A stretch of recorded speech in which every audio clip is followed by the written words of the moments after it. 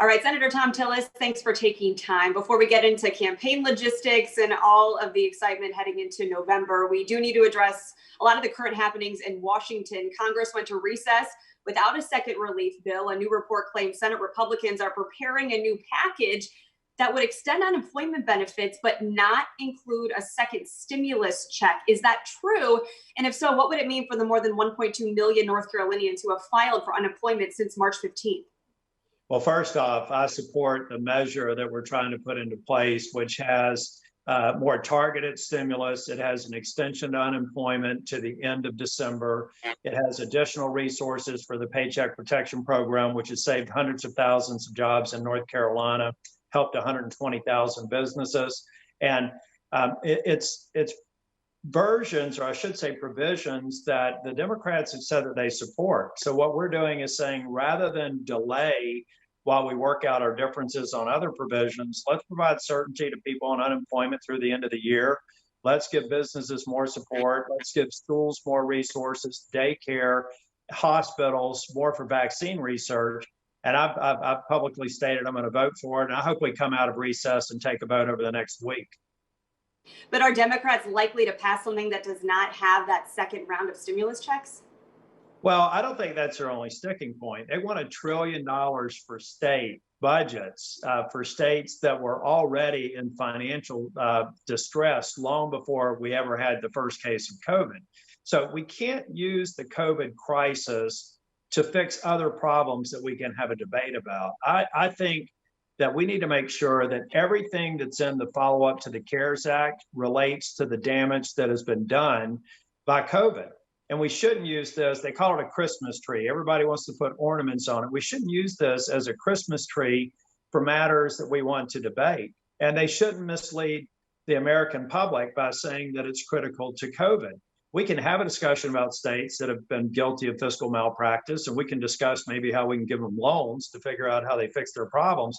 But to hold up individual assistance to schools, hospitals, daycare for that political agenda is something I think the American people are waking up to. So it does seem like North Carolina Governor Rick Cooper is willing to play ball with President Trump in his proposal. He did say he started applying for President Trump's offer to share the cost for extended unemployment benefits. But Cooper said he'd prefer that Congress act and re-up the extended unemployment benefits to $600. Is that realistic? I don't think so. I think what we're trying to do, we worked with a lot of businesses. I was just talking with a business owner about an hour ago, and they said they're having a very difficult time getting people back to work because many of those who are receiving the unemployment are making more, not going back to work. I support a provision that still has a federal supplement that would go all the way through the end of December, but it's tuned more towards getting to something just short of the salary on the job. If anyone can go back to work safely, and I do stress the word safely, but if businesses can assure your safety, that social distancing, the guidelines that the governor and the federal government have put forth, we've got to make sure they go back to work, or they may stay on unemployment a little bit longer, but ultimately not have a job to go back to. So we have proposed an extension of unemployment through the end of the year. The president's done it through executive action. And I do believe it's a benefit when you add to it the state benefit. It's something that will approach many people's wages without exceeding them. And I want to come back to this, but first let's get to mail-in voting. Without citing evidence, the president has said repeatedly that mail-in voting will be a catastrophic situation, increase voter fraud, rig the election in favor of Democrats. Do you share those concerns? No, I don't. But I also don't think that the president's words are being completely understood. He's voting by absentee ballot in Florida. I'm voting by absentee ballot in North Carolina. We're only talking about a handful of states. And I hope that the states can assure us that they have integrity in the voter rolls, that they're sending them to the right people with the right addresses, and they have controls in place. But I've already applied for my absentee ballot. I hope all of your viewers do as well. It's easy to do. I got mine done in 5 minutes on a Sunday afternoon. But I think some want to make it look like the president is against all forms of mail-in voting. The vast majority of the states are going to have mail-in voting systems that they've had in the past, and I believe that they have integrity. And then we have to talk about these new programs that are coming out only a little bit more than 70 days before the election. There's a lot of confusion. If you take a look at New York, it took them weeks to settle congressional special races. We cannot afford to have the national election wait weeks or months before we know the final tally. Can you assure North Carolina voters that their votes will count if they, like you, vote in the mail? Absolutely. As a matter of fact, I think that you're more likely, if you think of the world that we live in today, you think about COVID and how we may have to adjust social distancing and any number of other things between now and November the 3rd, you can get your ballot mailed to you on September the 4th.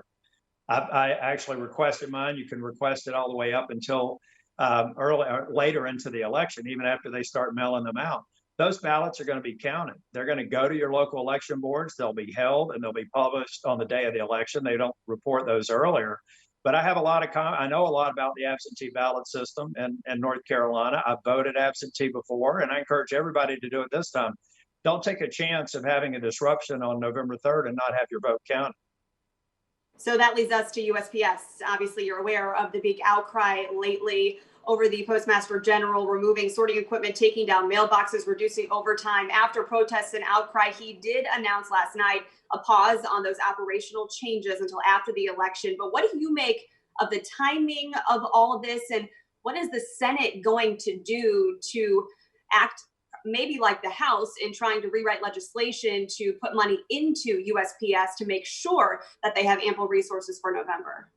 Well, Meghann, the provision that I mentioned earlier, I should have mentioned, it's also a $10 billion grant to the U.S. Postal Service. They also have some cash on hand. The Postmaster General, I believe, released a statement yesterday saying that plans that were in place even before he became Postmaster General, I think he came in on June the 15th. A lot of what you're talking about in terms of mailboxes and other equipment were plans that preceded his term as the Postmaster General. But I think he made a wise decision in saying, I'm going to remove any appearance of a threat by just saying no more changes until after the election, and allowing overtime and getting with these states. It's critically important for states that are going to fundamentally change the way they do voting in this election cycle, less than 80 days away from the election. The governors need to work closely with the Postal Service to make sure that every single vote counts in those states. In North Carolina, we're not going to have a significant change. The Postal Service is prepared to make sure every one of our votes count.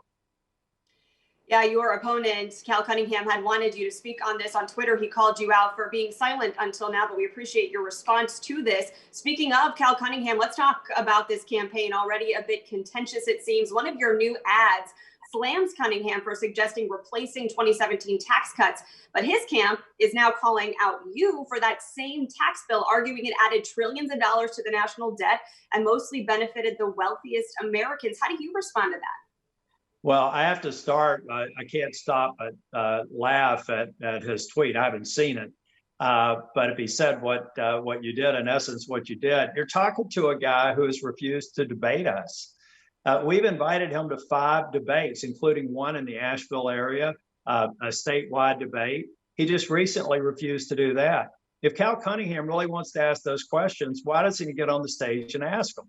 As a matter of fact, I'd love to ask Cal why he raised taxes by $1 billion at the height of the recession in 2001, why he cut Medicaid provider rates in that same budget, which sends doctors and therapists off of Medicaid provider rolls, why he's promised to raise taxes on businesses and individuals at the worst possible time. If we add more cost to businesses in this COVID crisis, a lot of people are going to be harmed and a lot of people are going to lose their jobs. I'd also ask Cal, after you raised taxes and you were making a 6-figure income, why did you get a $40,000 historic tax credit to remodel your home?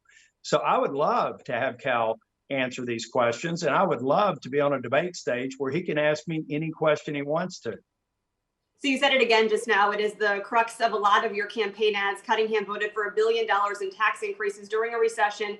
You said it yourself, that was back in 2001 after 9/11 when North Carolina was on the brink of losing the AAA credit rating. You know that North Carolina Democratic majority voted for 0.5% of a sales tax increase, raised taxes on the wealthy, but they also eliminated the marriage tax penalty and increased the tax credit for children. So what would you have done differently if you had been at the House at that point? Well, I would fast forward by 11 years when we were in the middle of a fiscal crisis. We had over 10% unemployment in the state, and we reduced regulations and we cut taxes. That's what I did. There's a very sharp contrast. Cal Cunningham doesn't know how to manage a crisis economy. He thought it was by raising taxes. And by the way, the sales tax on people that can least afford a tax increase. We cut taxes and we got our economy going. Cal Cunningham and the Democrats, who had the legislature before I became speaker, made North Carolina one of the least attractive states for a business to set up shop. And in a few short years, we made it one of the most attractive. Cal doesn't understand how to manage in a crisis. Cal thinks a tax increase is the way to work yourself out of a deficit. I actually think unleashing small business and the private economy is the way that you get yourself out of a deficit. My strategy worked. His strategy failed, and people got hurt along the way. We too have requested to talk to Mr. Cunningham, and hopefully we'll have an opportunity to do so. I do want to let you know we're at that 10-minute mark. I want to be cognizant of your schedule. Do you have time for a couple more questions? Yeah. Okay, we have to talk about schools, obviously, amid COVID-19. So let's go back to that. We've heard of outbreaks now at some of our campuses here in North Carolina, college campuses, which was one of the concerns of the COVID-19 task force. UNC now switching course and asking students to learn remotely and go home if they can. Should all schools at all grade levels be doing remote learning right now before it's too late? I don't necessarily think so. I'm doing my 55th telephone town hall this afternoon. This subject has come up a lot. We've talked with about 600,000 North Carolinians, and this is trending to be the most important issue. Look, we've got to figure out a way to get daycare facilities, schools open safely. It won't look like it did at the start of the school year last year. And a part of what we have to do there, particularly among the college population, is get the students to comply with the COVID task force and the governor's standards for social distancing. You've seen the pictures and you've seen the mass gatherings without a lot of social distancing or masks. They need to help us help them. I do believe that there is a value to being in a classroom, particularly with younger children. And we've got to figure out a way to safely open them, which is why in the bill that I hope we vote on in the next week or so, that we include hundreds of billions of dollars for school systems so that they can come up with strategies to open schools safely. And I think that we also have to have a provision for daycare. This has childcare in the bill proposed as well, because people, as they go back to work, rely on the portion of the school day as their daycare.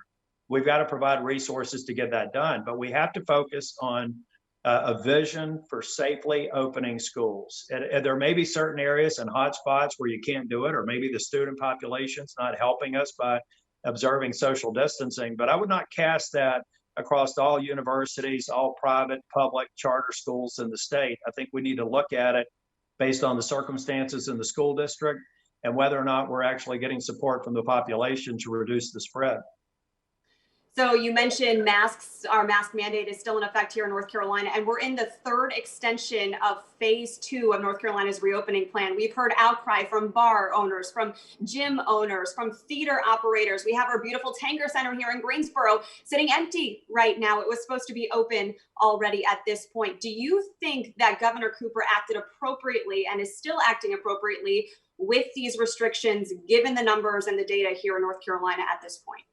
Well, Meghann, I think what the governor has to do, I've not criticized the governor and any of the leaders because it's a very fluid situation, but I do believe that now we have to look at how we've picked some businesses to open and other businesses not to open, and instead look at a standard. I was just on a phone call with the COVID task force last week. They've revised the standards, and they say if you fall within these standards, you're subject to whatever the governors choose. But you should allow all businesses to consider opening. We've got a number of irrational allowances on one side and exemptions or exceptions on the other side that I think now we need to rally around. What does a safe workplace look like? What does a safe commercial retail establishment look like? The businesses, if they follow it, they could be subject to fines if they don't and lawsuits, then you should give them the opportunity to open their businesses safely. And I think the governor should look at that as he reexamines moving out of phase 2, or simply, if he wants to stay in phase 2, at least lift some of the restrictions on certain businesses that I believe the owners think that they can open safely. Last question, fast forwarding again to the election and what's coming up in November. 5 August polls conducted show you trailing Cal Cunningham by 3 to 5 points, even though some of those polls show President Trump beating Joe Biden in November. Are you discouraged by that? Or are you feeling confident that you will win another term? Well, I feel very confident. I think it's one of the reasons why Cal Cunningham doesn't want to debate me. If we have an informed ballot, we know his track record for raising taxes, breaking a no tax pledge, exploiting his own tax incentives for his own personal benefit. I think that when we get there and people see the record that we have here in North Carolina and a record of what I consider to be deceptive practices about his past history, I think we're going to do just fine in November. All right, we will see how this all shakes out. Senator Tillis, thank you so much for your time. Enjoy the time with your family during recess, and we wish you continued health as well. You too. Stay healthy, Meghann. Thank you.